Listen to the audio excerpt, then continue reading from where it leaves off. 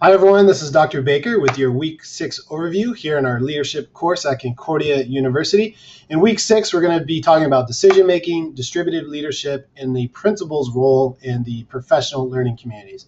I was fortunate enough just to get back from the Long Beach Conference of Professional Learning Communities, and I'm pretty fired up on really creating conditions to foster high levels of learning for all kids. So let's go ahead and get started on this week's process and task. So the first thing is our readings.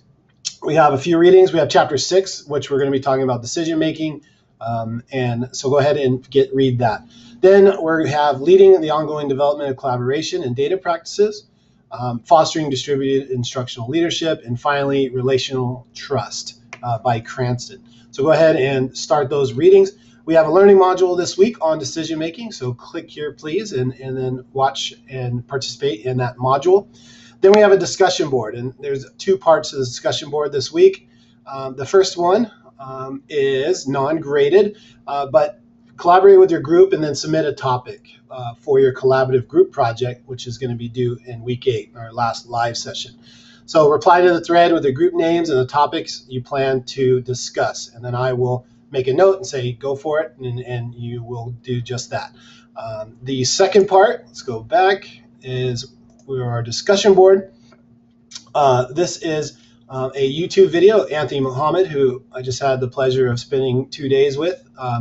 But this is on culture. So how do you work with the staff to improve culture so they work together in such a way that results in student achievement? So do an initial post by Thursday, and 2 peer responses no later than this coming Sunday. So go ahead and do that. He is a phenomenal speaker and intellect on creating school culture. So I know you will enjoy that, and the discussion will be rich. Let's move it on. So we also have our assignment 5, which we talked about it in our live session.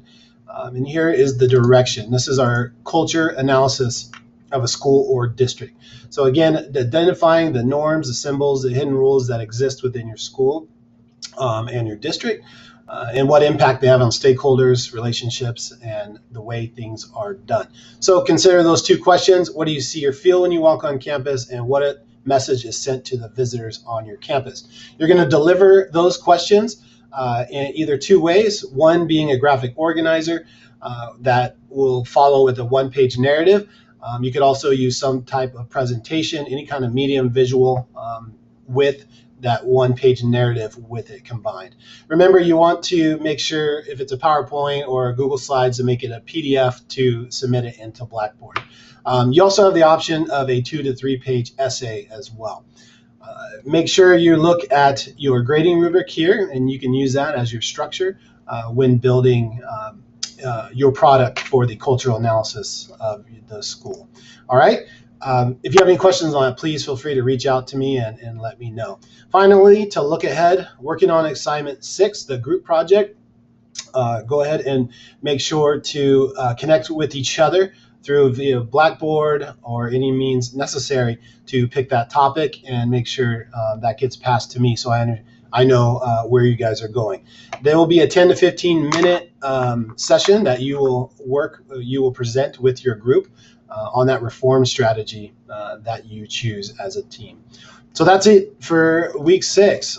We're moving right along. We have a couple more weeks left, and then you guys are done with this leadership course. You guys done a great job, like I said, on the last live session. I'm not worried about any of you.